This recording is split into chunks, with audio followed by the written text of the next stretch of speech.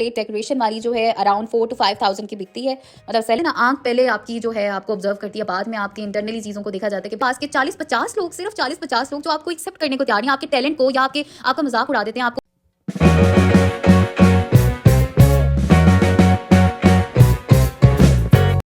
अस्सलाम वालेकुम, मैं नद्दा व्लॉग हिरा के साथ आप देख रहे हैं हिरा इंस्पायर। और आज हम जिस टॉपिक पे काम करने जा रहे हैं या बात करने जा रहे हैं या प्रेजेंट करने जा रहे हैं वो है राइजन आर्ट। राइजन आर्ट के ज़रिए मैं किस तरह स्मॉल बिजनेस करती हूँ घर बैठे, और मैं क्या क्या बिजनेसेस करती हूँ वो तो अनदर व्लॉग्स में पता चलता रहेगा, लेकिन इसके ज़रिए मुझे क्या क्या अर्निंग आती है और क्या ये किस तरीके से बनता है वो सब हम आज इस वीडियो में डिस्कस करेंगे।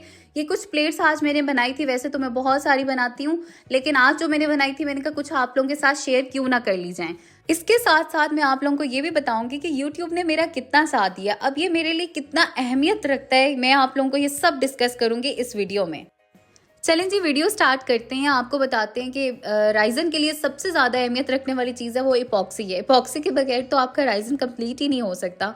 आपने जो प्लेट्स जो डिज़ाइन करना है वो इपॉक्सी के थ्रू ही करना है। तो बेसिकली मैं आपको ये बता दूं, जो मैं इपॉक्सी यूज़ करती हूँ, मैं आपको स्टार्ट में ही बता रही हूँ, वो है राइजोशेम की जिपॉक्सी 300, वो वाली मैं यूज़ कर रही हूँ। इसमें 2 पार्ट्स होते हैं, एक पार्ट 1 होता है, पार्ट 2 होता है। और इसकी सबसे अहम चीज़ जो मैं आपसे शेयर पहले कर दूँ कि भाई इपॉक्सी या राइजन का सोल्यूशन बनाते वक्त आपने सबसे ज़्यादा अहमियत आपकी ये चीज़ रखती है कि आपने उसकी रेशो का ख्याल रखना है। आपने जैसे कि अगर आपने 100 ग्राम पार्ट 1 लिए तो आपने इसी तरह पार्ट 2 का उसका हाफ ले लेना है। लाइक 100 ग्राम आपका 100 या जो भी 100 ग्राम है या आपकी जितनी प्लेट है उसके हिसाब से आपने वो लिया, और उसका हाफ आप ले लें पार्ट 2 का, तो वो आपका बहुत अच्छा मिक्सचर बन जाता है। आप मोल्ड को, अच्छा मैं इधर ये बता रही हूँ कि मोल्ड को अगर आप जो आपकी टेप्स घर में होती है ना, सोल्यूशन टेप होगी या वो दूसरी वाली टेप होगी जो मैंने अभी शो कराई है, इस टेप को आप मोल्ड पे ना अच्छे से एक दफ़ा रब कर लें ताकि वो मोल्ड के अंदर जो ज़रात होंगे, जो मतलब छोटी छोटी चीज़ें होती हैं, गंद लगा होता है, वो साफ़ हो जाता है। तो वो इस तरह हमारी राइजन में नज़र नहीं आता, हमारी प्लेट में नज़र नहीं आता, और वो बड़ी क्लियर क्रिस्टल टाइप प्लेट बनती है। ठीक है, तो मैंने आपको एक तरफ ये बता दिया कि भाई ये मैंने मिकदार जो इसकी रेशो रखी है वो मैंने आपको बता दिया। अब इसको जितना ये वीडियो में आपको फास्ट नज़र आ रहा है, आपने बिल्कुल ऐसे नहीं करना, आपने बहुत स्लोली इसको, इसका मिक्सचर, इसका सोल्यूशन बनाना है अनटिल अनलेस कि ये बिल्कुल ट्रांसपेरेंट ना हो जाए। जैसे कि अभी आपको ये थोड़ा येलोइश फॉर्म में लग रहा है, ये ऐसा नहीं होना चाहिए, ये बिल्कुल ट्रांसपेरेंट होना चाहिए और ये बहुत ही स्लोली मिक्स होना चाहिए, नहीं तो इसमें बबल्स बन जाएंगे, और बबल्स बन गए तो आपका जो डेकोरेशन वाला पीस है या जो भी प्लेट आप बना रहे हैं वो बिल्कुल अच्छी नहीं लगेगी, उसमें बबल्स होंगे और वो मतलब कि उतनी अट्रैक्टिव नहीं लगेगी। अब मैं हाफ अलग कर रही हूँ, हाफ एक कप में रखूँगी क्योंकि मैंने डिफरेंट शेड ऑफ इसमें आर्ट बनाना है, मतलब काम करना है, तो इसलिए मैंने इन्हें 2 ग्लासों में अलग कर दिया है। इसके साथ साथ मैं अब डिसाइड कर रही हूँ कि जो मैंने डिज़ाइन सोचा हुआ है वो कलर मेरे पास है कि नहीं है। जी मेरे पास वो कलर मौजूद था, ये मैंने मस्टर्ड सा ब्राउन सा कलर मैंने लिया है, और अब मैं इसको मिक्स कर रही हूँ। अच्छा, इसको मिक्स करते हुए भी आपने बहुत स्लोली ग्रेजुअली आपने इसको मिक्स करना है, कोई तेज़ी नहीं है, कोई जल्दी नहीं है। अगर आपने सोल्यूशन अच्छा बना लिया तो आपका सारा काम अच्छा हो जाएगा। दूसरी तरफ मैं मोल्ड बता रही हूँ आपको कि मैंने मोल्ड का मिड वाला पीस कट कर दिया, वो इसलिए कर दिया क्योंकि मेरे पास जो मोल्ड था वो मेरे पास ऑर्डर्स आते हैं।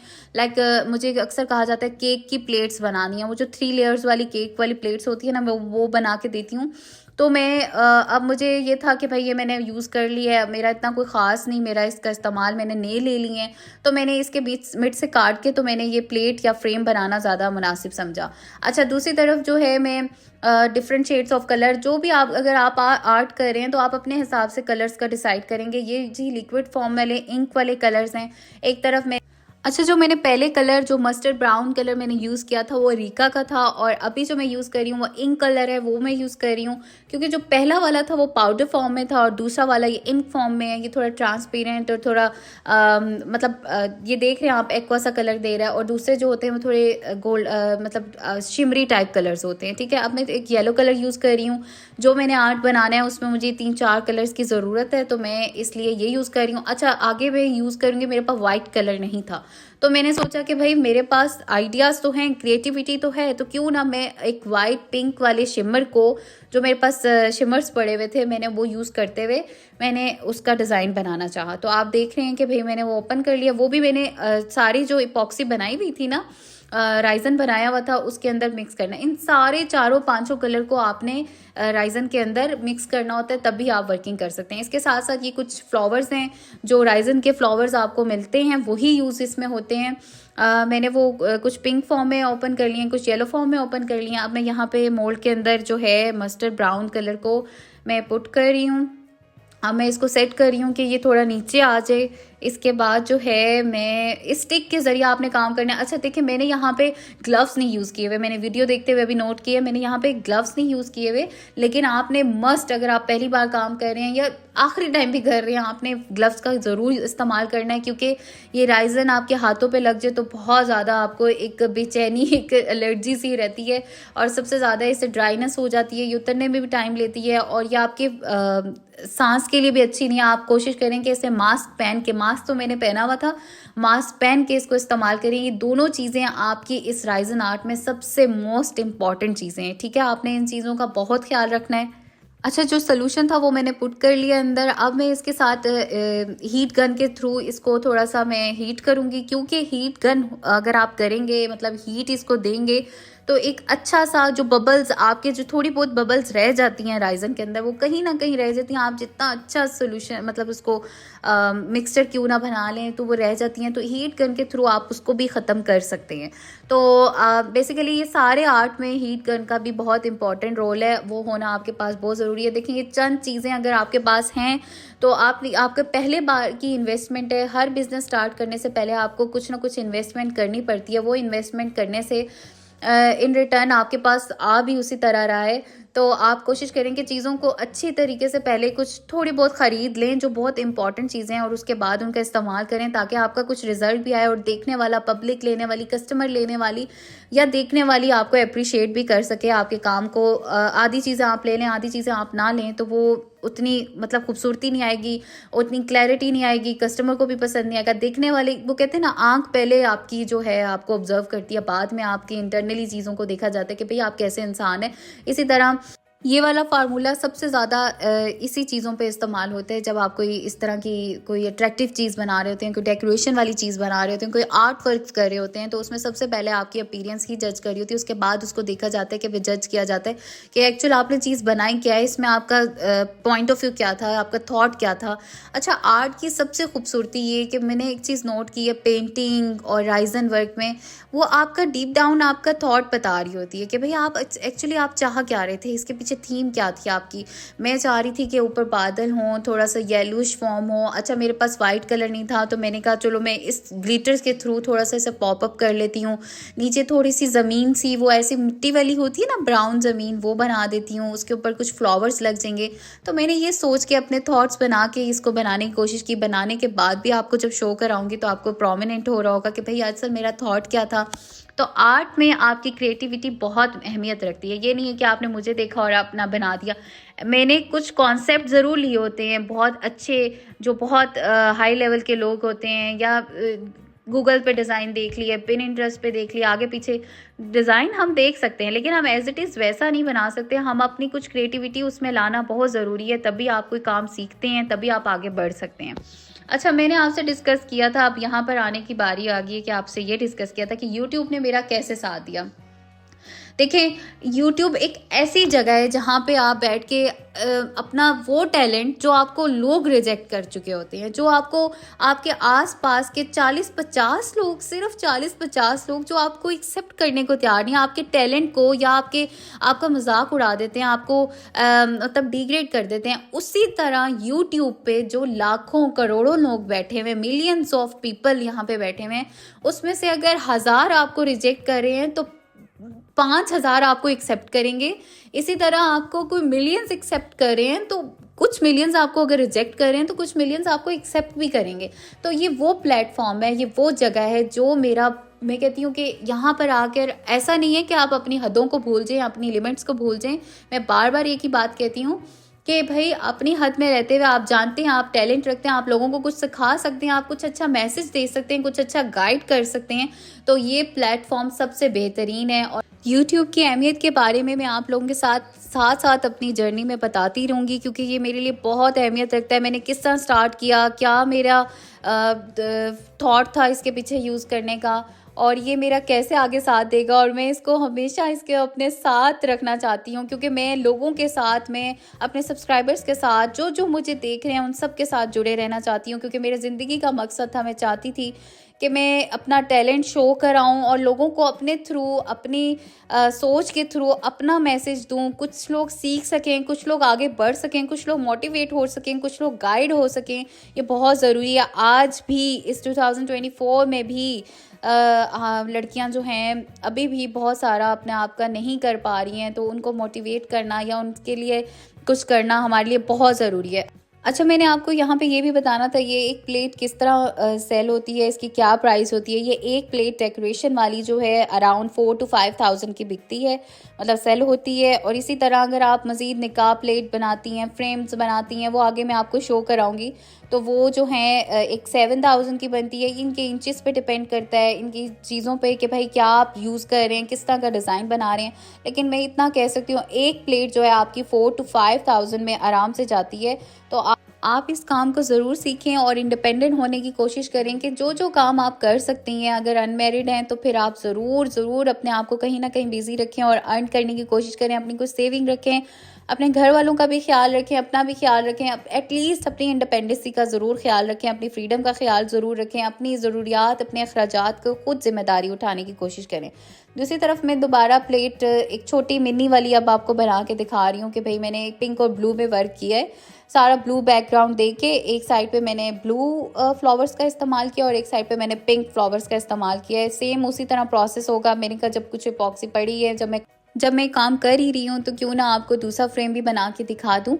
अच्छा, मैंने यहाँ पे आपसे ये डिस्कस करना था कि देखिए, मैं एक यूट्यूबिंग ही खाली नहीं कर रही। यूट्यूब तो मेरा वो चार्म है ना, जो मेरा वाकई में एक टैलेंट और एक मतलब मेरी एक ख्वाहिश थी कि मैं करूँ और मैं अपना कुछ प्रेजेंटेबल चीज़ें लेकर आऊँ आपके सामने, कुछ डिस्कस करूँ, कुछ व्लॉग्स बनाऊँ, कुछ अपनी लाइफ से रिलेटेड बात करूँ, कुछ मोटिवेशन दूँ, कुछ आपको गाइड कर सकूं। ये तो मेरी एक ख्वाहिश थी और ये मेरा एक टैलेंट था और ये मैं चाहती थी कि मैं आपके सामने लाऊं, और अल्लाह ताला ने मेरी सुनी। तो आज आपकी बहन आपको यहाँ पे प्रेजेंट करके दिखा रही है, आप लोगों को गाइड भी कर रही है। अच्छा, मैंने आपको यहाँ पे डिस्कस करना था मैंने यहाँ पे आपसे ये डिस्कस करना था कि भाई मैं क्या क्या स्मॉल बिजनेसेस घर बैठे करती हूँ। मैं ये राइजन आर्ट वर्क करती हूँ, मेरा पेज भी है, मेरा इंस्टाग्राम पेज भी है, मेरा टिकटॉक अकाउंट भी है। मुझे कोई क्लाइंट आके कहता है कि भाई डिमांड करता है कि भाई मुझे निकाह प्लेट चाहिए, मुझे फ्रेम प्लेट चाहिए, मुझे टी प्लेट चाहिए, मुझे केक प्लेट चाहिए, मुझे कुछ ऐसा वर्क चाहिए, तो फिर मैं उन लोगों को बना के देती हूँ। और अच्छा, इसके साथ साथ मैं वीडियो शादी एडिटिंग जो कार्ड्स होते हैं ना, वीडियो कार्ड्स, फिर उसके साथ साथ नॉर्मल कार्ड, मैनुअल कार्ड्स, ये सब मैं बना के देती हूँ। और ये मेरे स्मॉल बिजनेसेस हैं। ये मैं अपनी एक बेटी के होते हुए घर बैठे ये मैं सारे काम करती हूँ। ये नहीं है कि ये रेगुलर आपके चलते ही रहते हैं, कभी किस चीज़ की क्लाइंट डिमांड कर देता है तो कभी किस चीज़ की। तो मैं ये सारे काम करती हूँ और साथ ही साथ मैं यूट्यूबिंग भी कर रही हूँ, आप लोगों के सामने भी प्रेजेंट हो रही हूँ। तो ये देखिए, आपके अपने टैलेंट पे डिपेंड करता है कि आप चीज़ों को कैसे मैनेज करते हैं। मैं आपसे डिस्कस करूंगी कि भाई मैं खाना कैसे बनाती हूँ, मैं बच्चे को कैसे संभालती हूँ, मैं हस्बैंड को कैसे डील करती हूँ, मैं घर को कैसे डील करती हूँ। ये सब आपकी मैनेजमेंट पे है। अगर आपकी मैनेजमेंट ठीक है तो आप हर काम कर सकते हैं और इसमें कोई शक नहीं है, यूट्यूबिंग करना कोई आसान काम नहीं है। आपको यहाँ पर आके जैसे YouTube आपका साथ दे रहा है, आपके टैलेंट को दिखा रहा है, आपको इस दुनिया में वायरल कर रहा है, आपके पैगाम को पहुंचा रहा है, तो हमारा भी फ़र्ज़ है कि हम YouTube को सीरियस लें, YouTube के साथ चलें और YouTube को इम्पोर्टेंस दें। और यही जगह है जहाँ से हमें एडवर्टाइजमेंट भी मिलती है, यही जगह है जहाँ से हमें जो है आप लोगों का साथ मिलता है और कम्युनिटी मिलती है, सब्सक्राइबर्स मिलते हैं। तो इसी वजह से ये तो मेरा एक खुशी और एक जज्बा ही अलग है ना यूट्यूब का। लेकिन मेरे तमाम बिजनेसेस जो हैं वो मैंने आप लोगों के साथ शेयर कर दी हैं।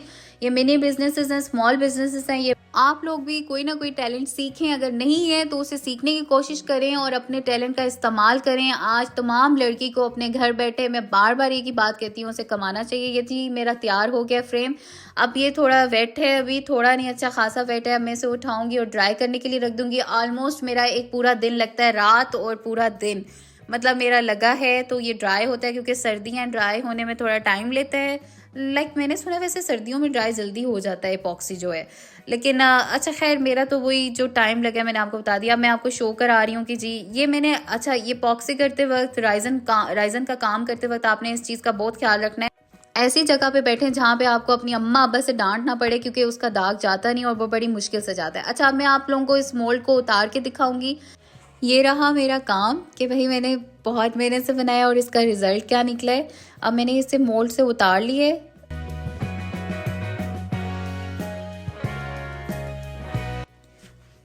टनटना, वाओ जी, मेरा फाइनल रिजल्ट ये है। बैक से भी मैंने आपको दिखा दिया है, फ्रंट से भी मैंने आपको शो करा दिया।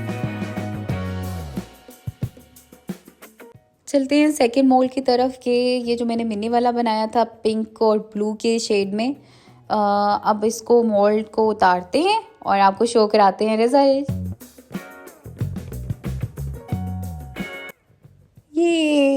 ये भी मैंने आपको शो करा दिया। ये देखें मेरा जी तैयार हो चुका है। तकरीबन एक रात और एक पूरे दिन के बाद मैंने इसे तैयार कर लिया है।